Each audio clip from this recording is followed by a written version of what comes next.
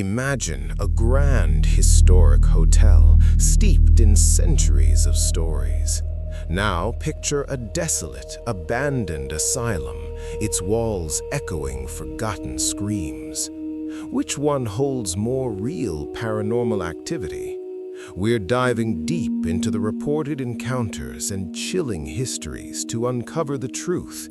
Is it the whispers of the past in opulent halls, or the lingering despair in forgotten cells that truly opens the door to the other side?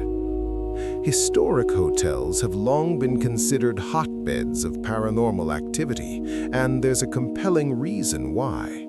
These establishments have hosted thousands, sometimes millions of guests over decades or even centuries.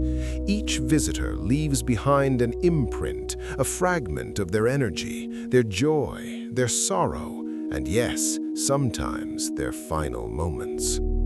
Let's start with one of America's most famous haunted hotels, the Stanley Hotel in Estes Park, Colorado.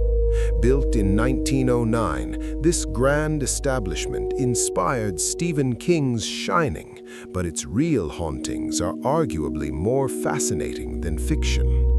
The hotel's founder, F.O. Stanley, and his wife Flora are said to still roam the halls. Staff and guests report the sound of Flora's piano playing in the music room, even when it sits empty and locked. In room 217, where King himself stayed, housekeepers report luggage being unpacked by unseen hands, lights turning on and off, and an oppressive feeling of being watched. What makes hotel hauntings particularly intriguing is their residual nature. Paranormal researchers theorize that limestone and quartz in building materials can act as recording devices, capturing and replaying emotional energy. The Stanley Hotel, built with local Colorado stone, might literally be a supernatural recording device. Then there's the Crescent Hotel in Eureka Springs, Arkansas, dubbed America's most haunted hotel. This 1886 Victorian masterpiece has a dark chapter in its history. In the 1930s, a charlatan named Norman Baker converted it into a hospital, claiming to cure cancer with his fraudulent treatments. Patients died in agony, and their spirits reportedly never left. Room 419 is particularly active. The ghost of Theodora, a cancer patient who leapt to her death from the 4th floor, has been seen and photographed by numerous guests. What's remarkable here is the consistency of reports, multiple witnesses over decades describing the same apparition in the same location. The paranormal activity in hotels seems to follow patterns. First, high emotional energy. Hotels witness births, deaths, honeymoons, affairs, business failures, celebrations, and tragedies. This concentrated emotional residue could create the perfect conditions for hauntings. Second, continuous habitation. Unlike abandoned buildings, hotels maintain their original purpose. Some researchers believe that ongoing human presence and intention can actually strengthen paranormal phenomena, keeping spirits alive through acknowledgement and interaction. Third, preservation and renovation. Many historic hotels undergo careful restoration, which some believe can stir dormant energies. Construction work has long been associated with increased paranormal activity. But now, let's shift to abandoned asylums, and the atmosphere immediately darkens. If hotels are theaters of human drama, asylums are monuments to suffering. The sheer concentration of pain, fear, and despair within these walls is difficult to comprehend. Consider Penhurst State School and Hospital in Pennsylvania, which operated from 1908 to 1987. This wasn't just an asylum, it was a warehouse for the forgotten. Patients endured overcrowding, abuse, restraints, isolation, and experimental treatments. Many died within its walls, some buried in unmarked graves on the property. Paranormal investigators report that Penhurst is overwhelmingly active. Shadow figures dart through corridors. Disembodied voices call out for help. Equipment malfunctions inexplicably.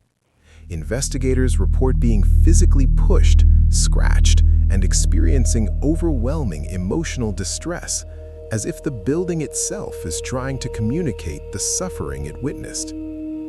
Then there's Waverly Hills Sanatorium in Louisville, Kentucky. Originally a tuberculosis hospital, this massive facility saw an estimated 64,000 deaths during the tuberculosis epidemic. The hospital's body chute, a 500-foot tunnel used to discreetly remove corpses, is one of the most haunted locations in America. Room 502, where a nurse allegedly hanged herself, is a focal point of activity. Witnesses report full-bodied apparitions, electronic voice phenomena capturing desperate pleas, and an entity known as the Creeper, a humanoid shadow figure that crawls along walls and ceilings. Trans-Allegheny Lunatic Asylum in West Virginia operated from 1864 to 1994. Designed for 250 patients, it held over 2,400 at its peak.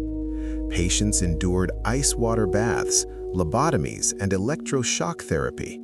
The conditions were medieval. The asylum is now one of the most investigated paranormal locations in the world. The Civil War section, where wounded soldiers died, produces consistent EVP recordings. Lily's room, haunted by the spirit of a young girl, sees toys move on their own, and investigators report being touched by small, cold hands. Asylums present a different paranormal profile than hotels. First, concentrated trauma. While hotels have diverse energy, asylums have focused, intense suffering. Every patient was there against their will, experiencing fear, confusion, and pain. This creates what paranormal researchers call a trauma imprint, a psychic scar on the location itself. Second, abandonment and decay. When these institutions closed, patients were often unceremoniously transferred or released. The sudden abandonment may have left spiritual energy unresolved. Decay and deterioration add to the oppressive atmosphere, and some believe breakdown of physical structures can release trapped energy. Third, forgotten dead. Many asylum patients were buried in unmarked graves, forgotten by families and society. This lack of closure, both in life and death, may create restless spirits seeking acknowledgement or resolution. So which truly holds more paranormal activity, hotels or asylums? The evidence is complex.